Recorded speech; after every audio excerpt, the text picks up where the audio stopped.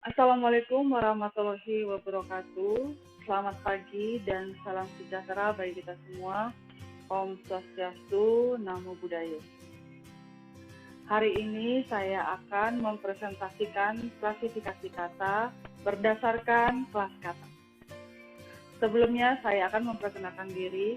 Nama saya Niputu Ayu Lili Suryani Sastra Negara. NIM saya 0417536698. Baiklah, kita akan lanjut ke presentasi berikutnya. Klasifikasi kata berdasarkan kelas kata atau kategori kata. Klasifikasi atau pengelompokan kata berdasarkan kelas kata sering disebut juga dengan kategori kata. Klasifikasi kata berdasarkan kelas kata atau kategori kata adalah penentuan kelas kata yang menjadi unsur-unsur kalimat. Klasifikasi kata berdasarkan kelas kata dibagi menjadi 5. Yang pertama, kata benda atau nomina. Yang kedua, kata kerja atau verba. Yang ketiga, kata sifat atau adjektiva. Yang keempat, kata keterangan atau adverbia. Dan yang kelima, kata tugas. Kita mulai dengan kata benda atau nomina. Kata benda adalah kata yang mengacu pada benda, orang atau manusia, hewan, konsep ataupun pengertian yang berfungsi sebagai subjek dan objek. Contoh kata benda yaitu meja, pulpen, kucing, gadis, sawah, bola, dan sebagainya. Kata benda atau nomina mencakup dua unsur, yaitu 1. Kata ganti atau pronomina, 2. Kata bilangan atau numerik.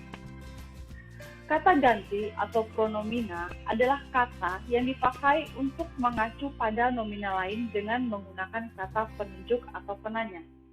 Contohnya, aku, kamu, Anda, mereka, ini, itu, sana, situ, dan sebagainya.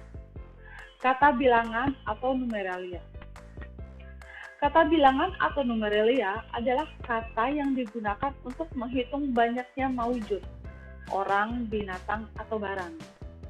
Contohnya 1, 5, 100, 1000, setengah, ketiga, beberapa, segelas, selusin, pertama, 20, 1/3, dan sebagainya.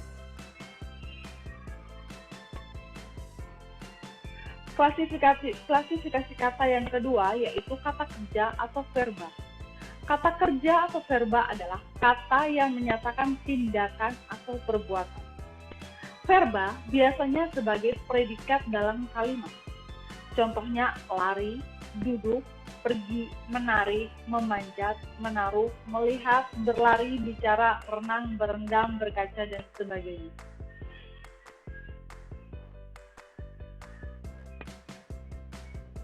Klasifikasi kata yang ketiga yaitu kata sifat atau adjektiva. Kata sifat adalah kata yang dipakai untuk mengungkapkan sifat atau keadaan sesuatu, seperti keadaan hewan, orang, atau benda. Contohnya, baik, jahat, manis, gampang, lembut, cantik, serang, sakit, sehat, sadar, kuat, lambat, putih, tinggi, lebar, dan sebagainya. Klasifikasi kata yang keempat yaitu kata keterangan atau adverbia.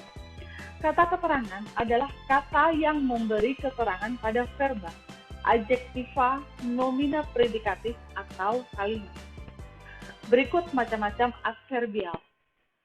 Yang pertama, adverbia dasar bebas.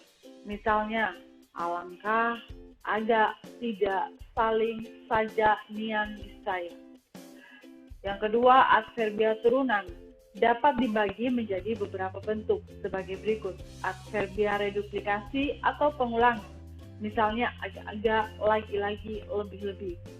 Adverbia gabungan, misalnya belum boleh, belum pernah, atau tidak mungkin. Adverbia yang berasal dari berbagai kelas, misalnya terlampau, agaknya, harusnya, sebaliknya, sebenarnya, secepat-cepatnya. Klasifikasi kata yang terakhir yaitu kata tugas. Kata tugas adalah kata yang tidak memiliki arti jika berdiri sendiri dan akan bermakna jika sudah digabungkan dengan kata yang lain. Berdasarkan peranannya, dalam frasa atau kalimat, kata tugas dibagi menjadi 5 jenis. Yang pertama, kata depan atau preposisi. Kata depan adalah kata yang terletak di depan kata lain sehingga berbentuk frasa atau kelompok kata. Ditinjau dari bentuknya, preposisi ada 2 macam, yaitu preposisi tunggal, di, ke, dari, pada, demi, oleh. Preposisi majemuk, daripada, kepada, oleh karena, sampai ke, sampai dengan, selain dari. Kata sambung atau konjungsi. Kata sambung adalah kata yang menghubungkan 2 satuan bahasa yang sederajat. Kata dengan kata, frasa dengan frasa, atau klausa dengan klausa. Contoh, dan, atau, tetapi, karena, lalu, meskipun, namun, walaupun, sebab, dan sebagainya. Kata sandang atau artikula. Kata sandang adalah kata tugas yang membatasi makna nomina. Dalam bahasa Indonesia, artikula terbagi menjadi 3 jenis, yaitu sebagai berikut. Yang pertama yang bersifat gelar, contohnya sang dan sri.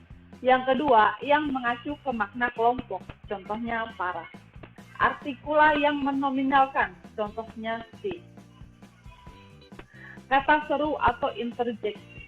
Kata seru adalah kata yang berisi seruan berkenaan dengan emosi pengujar, misalnya berkenaan dengan rasa kagum, terkejut, heran, sedih, dan marah.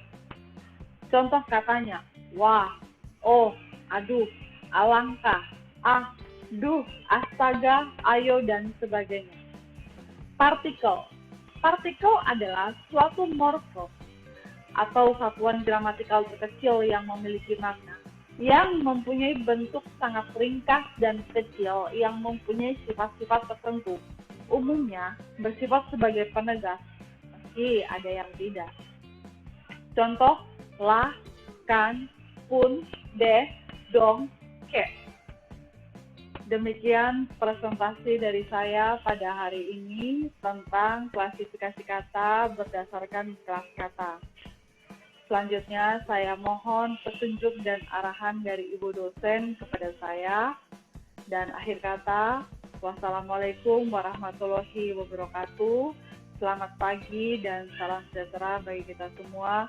Om Santi Santi Santi Om.